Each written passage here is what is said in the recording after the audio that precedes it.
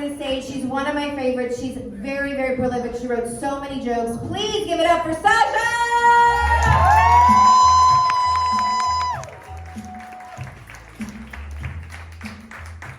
What's up, Dallas Comedy Club? Thanks for coming out, everybody. And let's give it up for our teacher and DC this weekend's headliner, Megan King.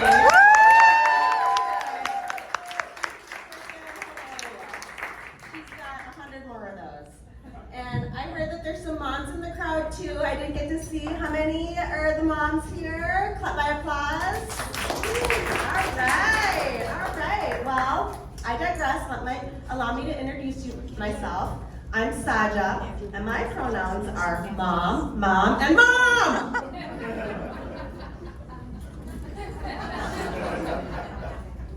I'm also a TA. You guys know what a TA is, right? A thick Asian.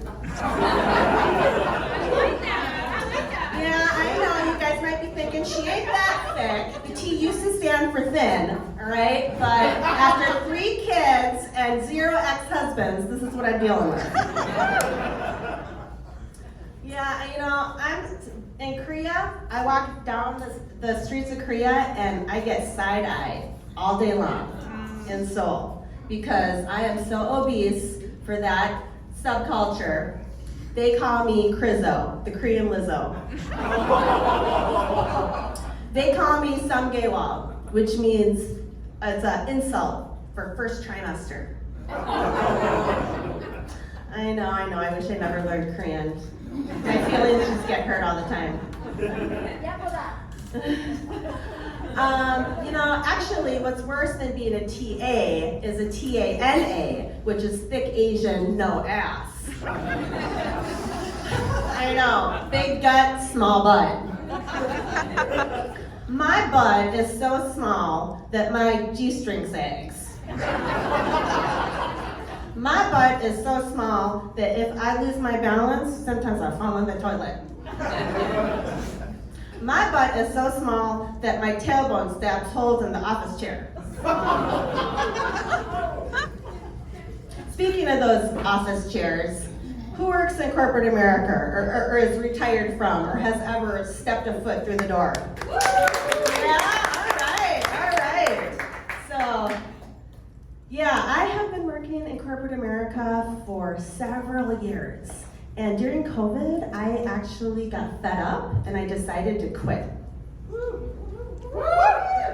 I haven't told my manager yet. And he keeps asking me for the same report from November 2021.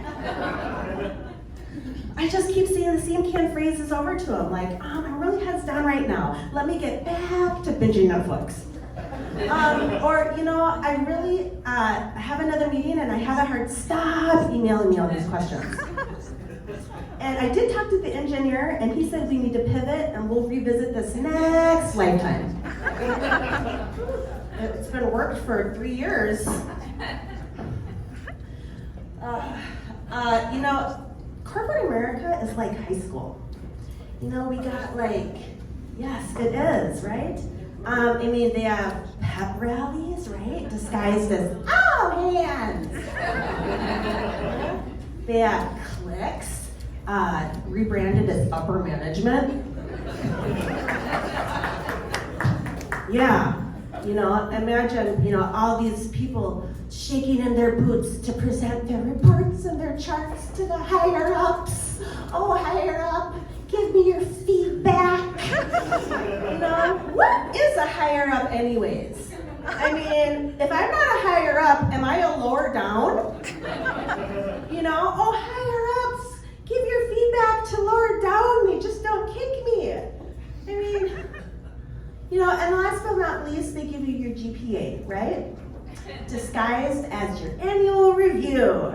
And you either fail, meet, or exceed expectations. You know, my manager recently told us that he would like everybody on his team to exceed expectations. And I said, well, maybe if my paycheck exceeded my expectations, then, you know, then we could circle back and talk about that. Okay, I got a hard stop though, right now. So he didn't like that too much. Yeah, I know. I mean, corporate America. The only thing else that reminds me about corporate America, though, is going to the car dealership. You know, that's a whole other subculture in and of itself.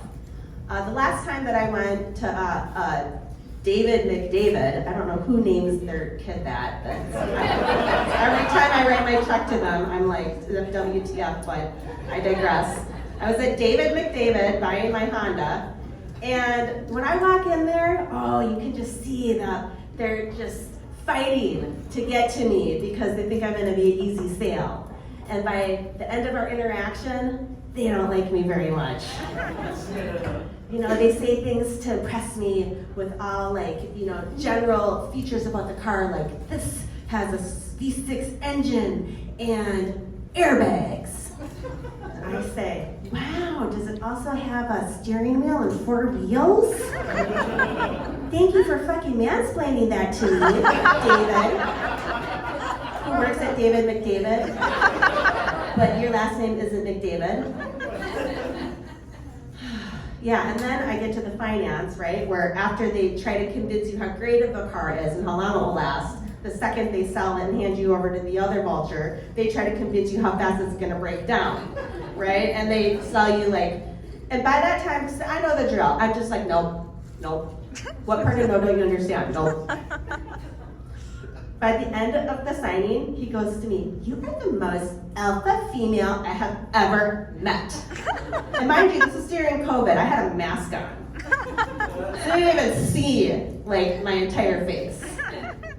I said, got up, walked over to his desk. I said, what did you say to me?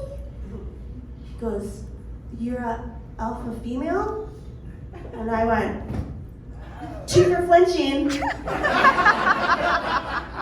And I walked out. And as I was leaving, I realized that, you know, the back windshield wiper of the cars, that is one technological piece that we have not upgraded the prototype.